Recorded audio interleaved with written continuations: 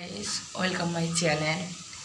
আমি অনেক দিন পরেই ভিডিও করছি কারণ আমার শরীর খুবই খারাপ ছিল। আজ 2 সপ্তাহ ধরে আমি কথা বলতে পারার মতন ক্ষমতা ছিল না। তো দেখে মনে হচ্ছে, জানি না, আমাকে দেখে মনে হচ্ছে অসুস্থ। আমি এখনও শরীর অসুস্থ, বাট অনেকদিন আসা হয়নি আপনাদের সঙ্গে। ভাবলাম আজকে একটু আড্ডা দিই আপনাদের সঙ্গে। তো আজকের আমি রাজমা চাওয়াল বানাচ্ছি 2 অক্টোবর। তো অফিস ছুটি আছে, বাট কাজের চাপ আছে, তার জন্য আমি অফিস যাবো আজকে। তো লাঞ্চের জন্য যে ব্যবস্থাটা করছি আজকের আমি, তো রাজমা চাওয়াল। তো আমি তার আগেই বলে দিই, আমি কিছু সমস্ত কিছু আয়োজন করে রেখেছি, কারণ তারপরে যে ভিডিও করতে আমি এতক্ষণ টাইম ক্যামেরার সামনে ধরে রান্না করতে পারবো কিনা সেটা জানতাম না। যার জন্য আমি এটা কিছু করে নিচ্ছি। যেমন রাজমাটা আমি সিদ্ধ করে রেখে দিয়েছি নুন দিয়ে, আর বাসমতি চালটা আমি জলে ভিজিয়ে রেখেছি, আধ ঘন্টা হয়ে গেছে। আর রাজমা চাওয়ালের যে পানিটা ছিল সেটা আমি রেখে দিয়েছি। আর আদা রসুন কাঁচা লঙ্কা কেটেছি, পেঁয়াজ মিক্সার করে নিয়েছি।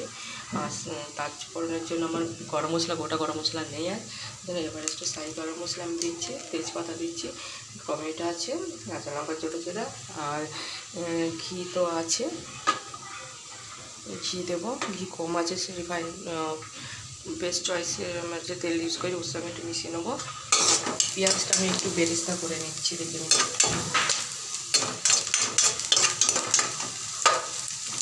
লাল লাল করে ভেজে নিচ্ছি আমি।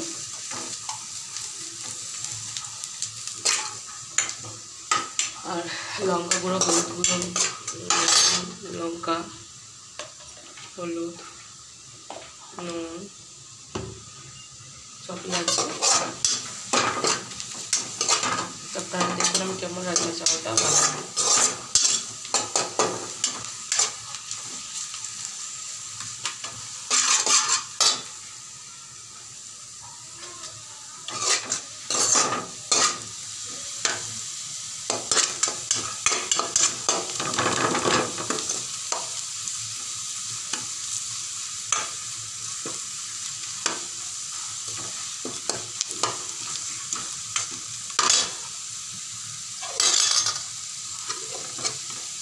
আমি পেঁয়াজ একটু তুলে রাখছি উপর থেকে, বেরেস্তা উপর থেকে দেওয়ার জন্য।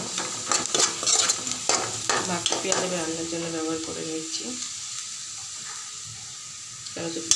পেস্ট আমি দেবো রাজমাটা নুন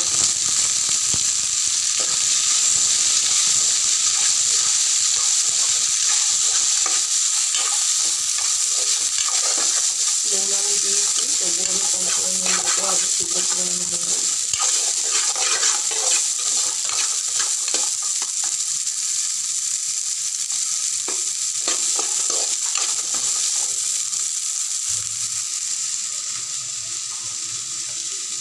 তেজপাতাটা দিয়ে দিলাম, আর একটু তেল দিয়ে দিলাম।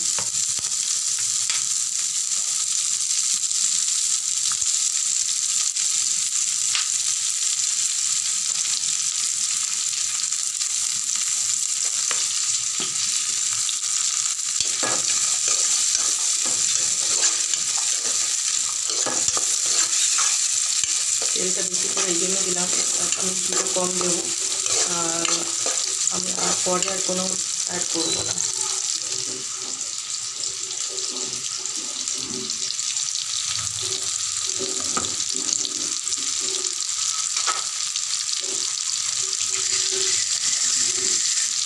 পেঁয়াজের পেস্ট 2 চামচ দেবো,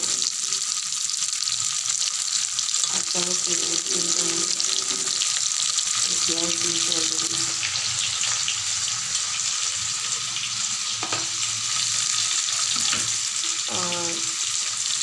আদা রসুনের পেস্ট, কাঁচা লঙ্কার সঙ্গে 3 চামচ দিয়ে দেবো। এতে একটু মশলা বেশি লাগবে। হয়ে গেল।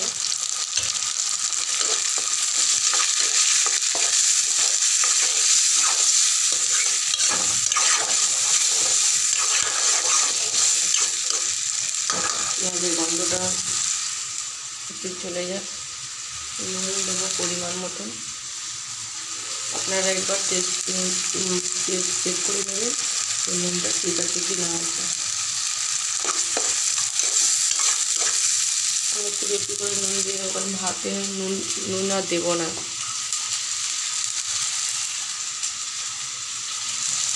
ভাতটা এরপরে ভাত দিলে নুনটা ফুটে নেবে।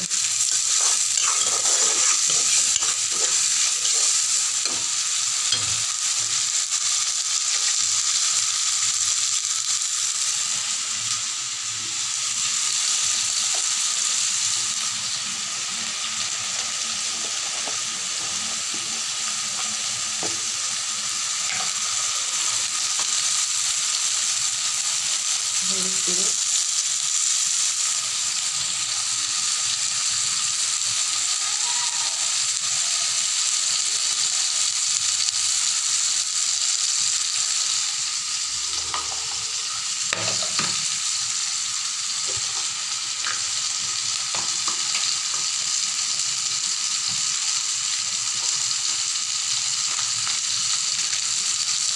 লঙ্কা গুঁড়ো, লঙ্কা বাটা দিচ্ছি, কাঁচা লঙ্কা চেরা দেবো।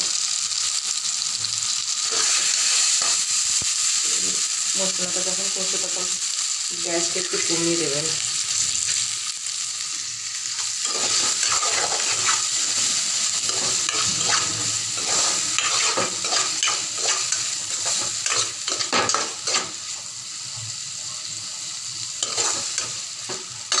শাহি গরম মশলার গুঁড়োটা সামান্য একটু দিয়ে দেবো, শেষে একটু দেবো।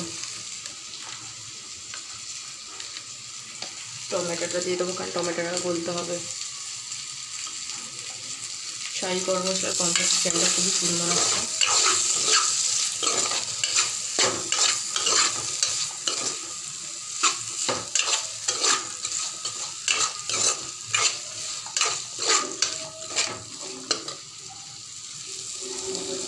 রাজমা যখন বয়েল করেছিলাম যে জলটা ছিল জলটা আমি ঢেলে দিচ্ছি।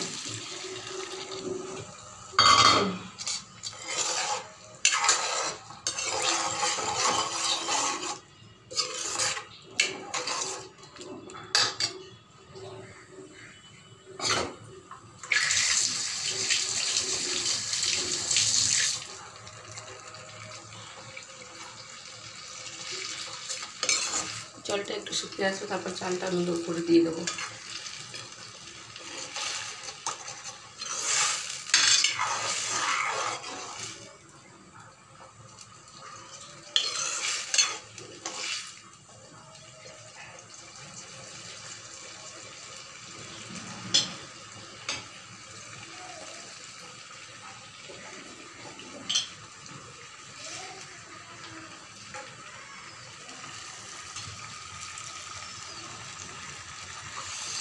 সেগুলো পরিমাণ গরম।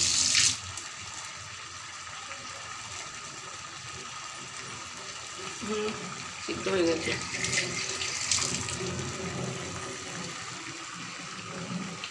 নুনও ঠিক আছে, ভাত তুলে নুনটা মেনটেন হয়ে যাবে। আমি এবার জলটা ঝল চড়িয়ে নিই, চলে।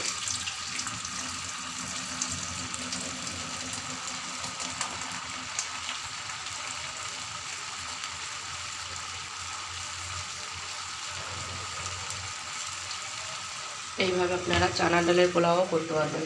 রাজমা জায়গায় চানা ডাল দিয়ে দেবেন।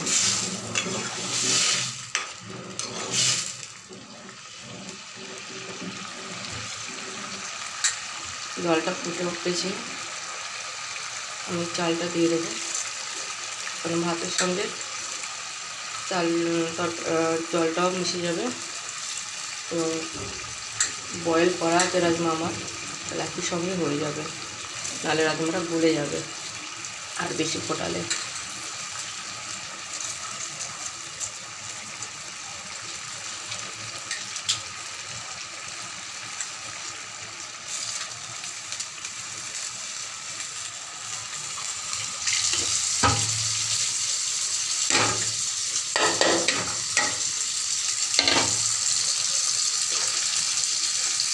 একটু সঙ্গে মাখিয়ে নিতে হবে।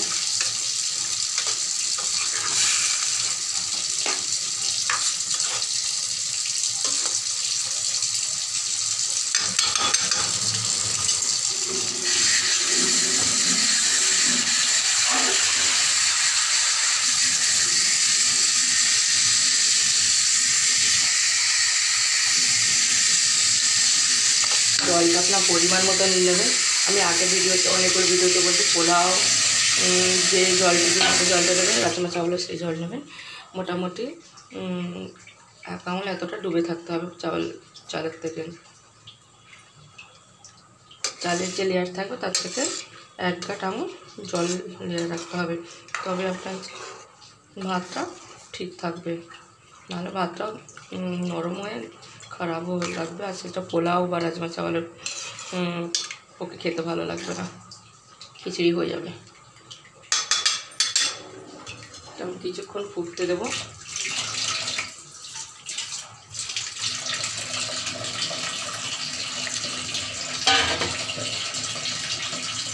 আমার মনে হয়েছিল যে জলটা কম আছে, আমি এটাকে দিয়ে দিলাম। তো আমি ঢাকটা দিয়ে দেবো যখন হয়ে আসবে। হ্যাঁ, ভুলে গেলাম, অবশ্যই কাঁচা লঙ্কা 2টো ওর মধ্যে ছড়িয়ে দিলাম, আর পেঁয়াজ বেরেস্তা, আর লাস্টে গরম মশলা গুঁড়ো, ঘি আমি দিয়ে নামিয়ে নেবো। বাস, আমার রান্নাবান্না আজকের মতন শেষ। কত তাড়াতাড়ি হয়ে গেল। তো আমার ভীষণই শরীর খারাপ হয়েছিল, আমি বাড়ি গিয়েছিলাম, এখনও ঘরের কাজ কিছু করা হয়নি।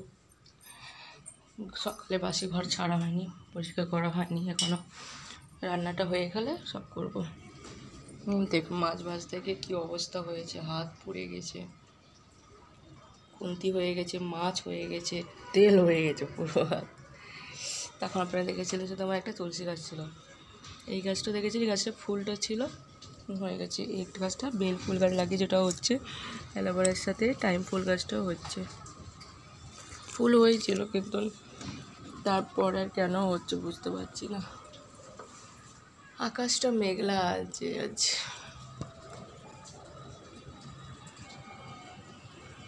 বৃষ্টি নামবে। ওয়েদার চেঞ্জের সময় যদি বৃষ্টি নামে খুবই অসুবিধা হবে। অফিসে প্রচণ্ড পরিমাণ কাজের চাপ, এখন 3টে ফ্যাক্টরিতে যেতে হবে, তো টেনশান তো হয় কাজের চাপে, শরীরটাকেও দেখতে হবে। বাট লকডাউনে ডাক্তারের কাছে যেতেও ভয় পাচ্ছি।